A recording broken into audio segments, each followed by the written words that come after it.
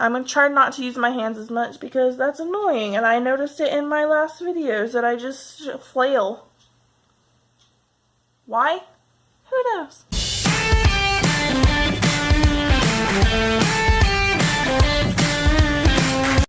Hey guys, welcome back to my channel. My name is Katie.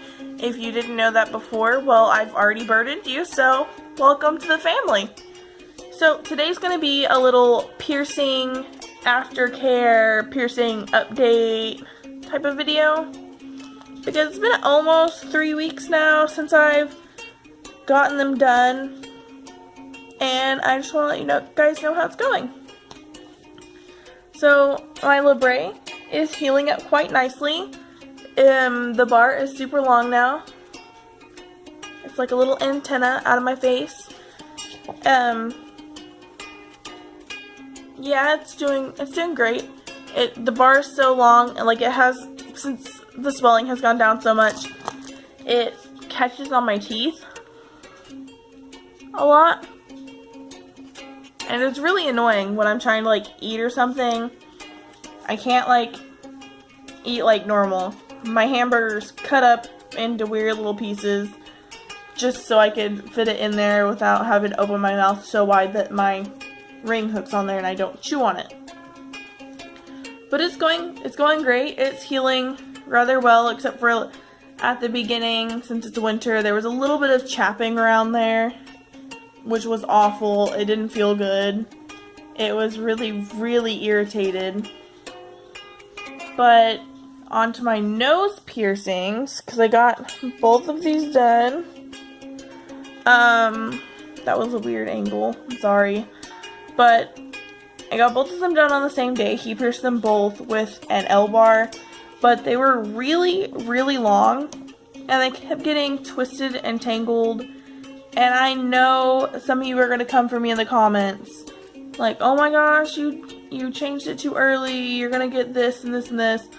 I know I changed it too early, but they were getting tangled up together and would end up getting stuck on each other and stabbing me, and it hurt. It was painful. So I put a hoop in to avoid that mess so it would stop happening. Which now it is ironically just hurts even more than it did before, but it'll get better. My other goof up was I didn't know what gauge he pierced me with, so I ended up getting a gauge that was too small.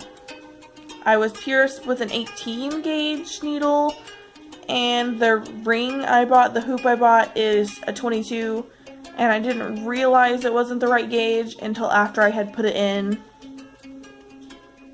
So it's gonna heal down to a 22, and the other one's an 18, and I'm just gonna have to buy a lot of jewelry, but that's okay. So onto my aftercare. I have been using this, which I am in love with. It helps so much. It's Bactine.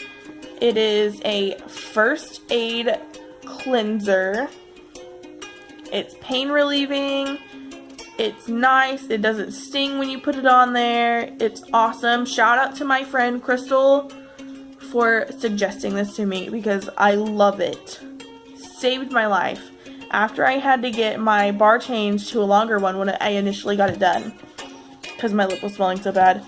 It was irritated on the outside, and it was also really chapped, and I just didn't know what else to do because the salt water was just drying the chappedness out more and making it hurt really bad. So she suggested I get this, and I use it for my nose now. I use it for my lip. It's really nice. It comes with a powerful spray, so I usually just spray it onto a Q-tip and put it on there, like saturate the Q-tip and wipe it on there, because it still has the same effect. It's still pain relieves. You're still getting the medicine on there, and it's a really good cleanser. Highly suggest getting that for your piercings if you haven't even thought about doing that. And I also was using the Magic Sea Salt spray by Body Magic. I used that for a while, but I wasn't too big of a fan of it. It didn't do that much for me, so I don't really use it anymore. But I do warm sea salt water. I do the sea salt soaks on the outside, and I also swish with warm salt water. I try to do that once a day. Sometimes it doesn't happen, but that's okay because I also use mouthwash. I use the Restoring mouthwash in Mint Burst. I love this. It's alcohol free, so it's okay to use, but I use that all the time. After everything I eat, give or take a few meals, because I just didn't have it with me because I forgot to take my bottle of mouthwash. But yeah, so I use that. I use the Bactine and I use the sea salt spray. I also use a bar of dial soap. I'll like lather it up on my hands and then put it around the sites because it's an antibacterial soap. And I should have got the unscented, but they didn't have the unscented at the time, so I ended up getting like this. I think it's like a citrusy scented. They suggest unscented, and I suggest unscented because sometimes the scented messes with it and like makes it sting and burn, and it's just not a good time. But I will lather it up, put it on the site, and be sure I take a Q-tip to rinse it off and clean it really well. So, yeah.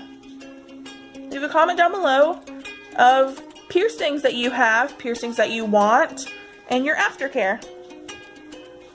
Also, don't forget to subscribe while you're here. That would help me out a lot. I'd really appreciate it. And leave a like and hit the little notification bell so you're notified every time I upload. I love you guys. See y'all next time. Bye.